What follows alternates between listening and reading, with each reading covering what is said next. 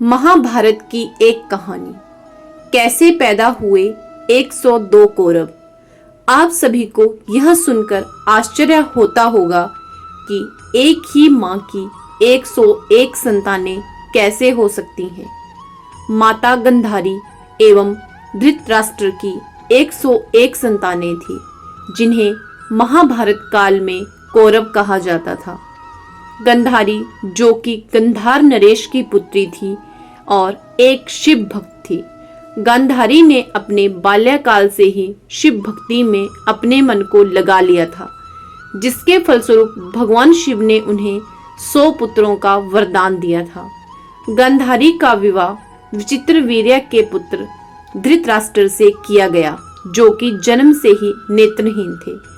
धृतराष्ट्र की इच्छा थी कि उनकी पत्नी नेत्रों वाली हो, ताकि वो उनके नेत्रों से दुनिया को देख सकें, राज्य संभाल सकें। लेकिन जैसे ही गांधारी को विवाह प्रस्ताव मिला, उसने अपने पति धर्म को सर्वोपरि रख विवाह के पूर्व ही अपनी आंखों पर जीवन भर के लिए पट्टी बांधने की प्रतिज्ञा ले ली, जिससे धृतराष्ट्र बहुत क्रोधित हो उठे, क्योंकि इस कारण धृतराष्ट्र को हस्तिनापुर का राजा नहीं बनाया गया और पांडु का राज तिलक किया गया।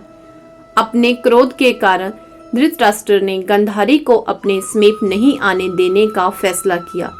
यह जानने के बाद शकुनी, जो कि गांधारी का भाई था, उसने धृतराष्ट्र को शिवजी के वरदान के बारे में बताया और कहा, आपका पुत्र ही आपके सपनों को पूरा करेगा और 99 भाइयों के होते हुए वो कभी परास्त नहीं हो सकेगा। यह सुन महत्वाकांक्षी धृतराष्ट्र को अपनी इच्छा पूरी करने का एक रास्ता नजर आया।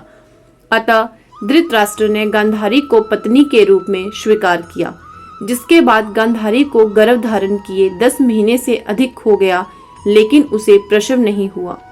15 महीने बाद गांधारी को प्रसव में एक मांस का बड़ा टुकड़ा हुआ, जिसके कारण सत्यवती एवं धृतराष्ट्र ने उन्हें बहुत कोसा। नाराज धृतराष्ट्र ने अपनी पत्नी को अधिक कष्ट देने के उद्देश्य से गांधारी की प्रिय दासी के साथ संबंध बनाए। उसी वक्त महर्षि वेदव्यास हस्तिनापुर पहुंचे और उन्होंने बताया कि किसी स्त्री के गर्भ से 100 पुत्रों का जन्म होना नामुमकिन है, लेकिन शिव का वरदान व्यर्थ नहीं होता। अतः यह मांस का टुकड़ा नहीं, बल्कि इसमें गांधारी के 101 संतानों के बीज हैं। गांधारी ने वरदान में भगवान से एक पुत्री की भी कामना की थी। इस प्रकार उन्हें 101 संतानों का सौभाग्य प्राप्त है। इसके बाद महर्षि वेदव्यास ने 101 मटकों में गर्भ की तरह वातावरण निर्मित किया। इसके बाद सबसे पहले जिस पुत्र का जन्म हुआ, उसका नाम दुर्योधन रखा गया। इसके बाद दासी को भी एक पुत्र की प्राप्ति हुई। अतः कौरवों की संख्या 100 नहीं 102 थी, जिनमें बहन दुसाला सहित 100 संतानें गांधारी की एवं एक संतान उनकी दासी की थी। यह था कौरवों के जन्म से जुड़ा सच। महाभारत का युद्ध धर्म की रक्षा के लिए लड़ा गया था, जिसमें कौरव अधर्मी एवं पांडव धर्मी थे। इस महाभारत के रचयिता महर्षि वेदव्यास थे।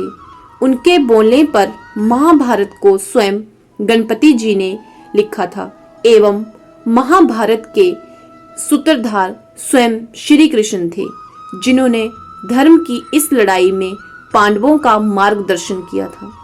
धन्यवाद दोस्तों। आशा करती हूँ कौरवों की ये कहानी आपको पसंद आएगी और इसी तरह की कहानियाँ सुनने के लिए हमारे चैनल को सब्सक्राइब करें। धन्यवाद।